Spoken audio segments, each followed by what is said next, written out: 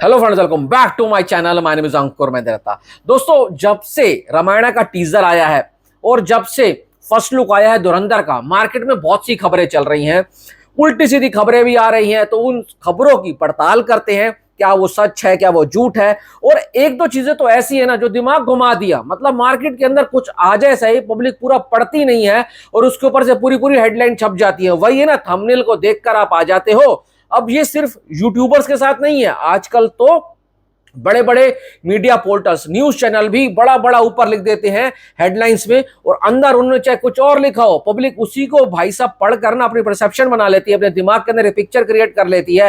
हाँ भाई, इसने कहा है तो सच ही होगा। अब हिंदुस्तान टाइम्स की एक रिपोर्ट आई कि भाई रामायण के टीजर के बाद से प्राइम फोकस ने भाई अभी से ही 1000 करोड़ का बिजनेस कर लिया।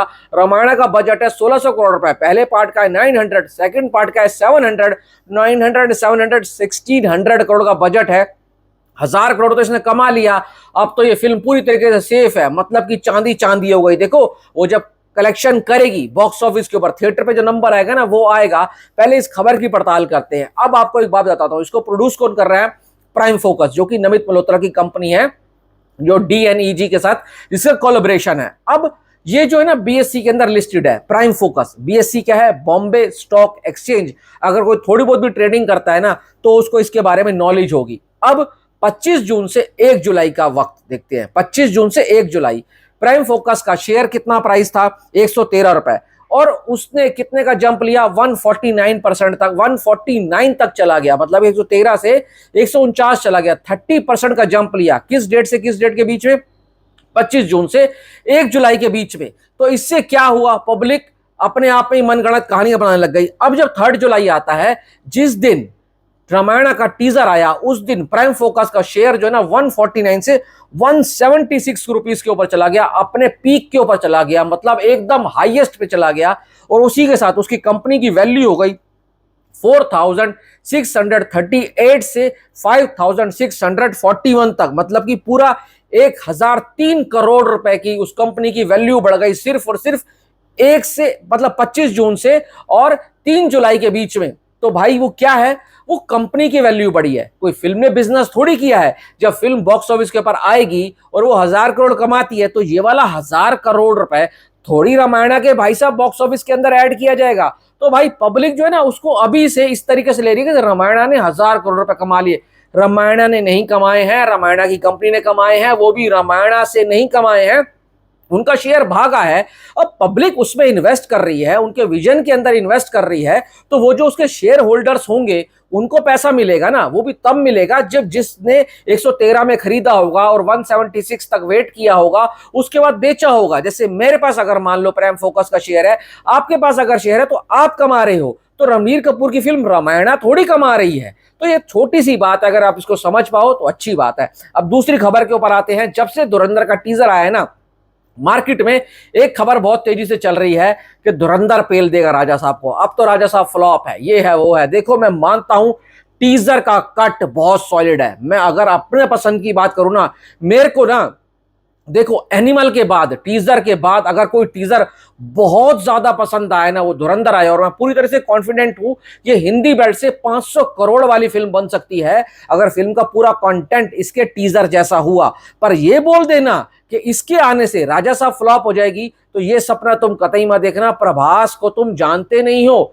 भाई, प्रभास बहुत बड़ा सुपरस्टार है, बहुत बड़ा सुपरस्टार है। वो सिर्फ और साउथ के एक्टर्स की तरह मेगा ग्लोबल स्टार, ये स्टार वो स्टार नहीं लगाता। वो सच्ची में डार्लिंग्स है, उसके फैंस इतने हैं कि उसकी भाई साहब फ्लॉप फिल्मों का बिजनेस भी उसकी कई लोगों की ब्लॉकबस्टर फिल्मों से ज्यादा होता है। कुछ लोग आएंगे, राधे श्याम के कलेक्शंस की बात करेंगे, राधे श्याम को हटाकर बता रहा हूं, मैं पहले बता दूं, नहीं तो आप लोगों के कमेंट आ जाते हैं राधे श्याम भूल गया। तो भाई ये कह देना कि भाई राजा साहब फ्लॉप हो जाएगी, नहीं होगी। हिंदी बेल्ट में 100 करोड़ तो फिर भी लेकर आ जाएगी। और एक डब फिल्म के लिए हिंदी बेल्ट से एक बाहर के एक्टर को 100 करोड़ रुपए लेकर आ जाना ना बहुत बड़ी बात होती है। आप अपने एक्टर की बता दो, कौन सा एक्टर है जो तेलुगु मार्केट से 100 करोड़ का बिजनेस कर सकता है। अभी जो हालात चल रहे हैं ना, एक वॉर 2 ऐसी फिल्म लग रही है जो जूनियर एंट्री के दम पर तेलुगु मार्केट से 100 करोड़ का बिजनेस कर सकती है। बाकी अब आमिर, शाहरुख, सलमान, ऋतिक, रणबीर कपूर, कोई ऐसा नहीं है जो दूसरी लैंग्वेज से इतना बिजनेस कर पाए। तो इसलिए ये कह देना बिल्कुल गलत है। और एक और बहुत तेजी से वायरल हो रही है चीजें कि रणबीर कपूर को राम क्यों लिया। भाई साहब, रामचरण को राम क्यों नहीं बनाया। उसको राजा मौली ने एक फिल्म में थोड़ा बहुत राम का रोल दे दिया, वो जच भी गया था, पर वहां पर वो असली राम नहीं था। जो राम है, राम का मतलब है मर्यादा पुरुषोत्तम। आपने एक 10 मिनट का क्लिप देखा और आपने वो फिल्म अभी तक देखी नहीं है, जो मार्केट में आई भी नहीं है, उसका सिर्फ टीजर आया है, और आपने रणबीर कपूर को ट्रोल करना शुरू कर दिया। तो उन लोगों को मैं बता दूं, आपका so called global superstar Ramcharan ना, भाई साहब बहुत अच्छा एक्टर होगा, पर रणबीर कपूर के भाई साहब कहीं बराबरी नहीं करता। रणबीर कपूर ने एक से एक आइकॉनिक फिल्में दी हैं, बर्फी, जग्गा जासूस, भाई साहब rocket Singh salesman, wake up Sid, animal, और भी कितनी फिल्में गिनवा दूं मैं इस बंदे की। एक से एक भाई परफॉर्मेंसेज हैं, और रामचरण कहीं नहीं स्टैंड करता उसके आगे। तो जो कास्ट है ना रामायण की, परफेक्ट परफेक्ट कास्ट है, कोई इस कास्ट को बीट नहीं कर सकता।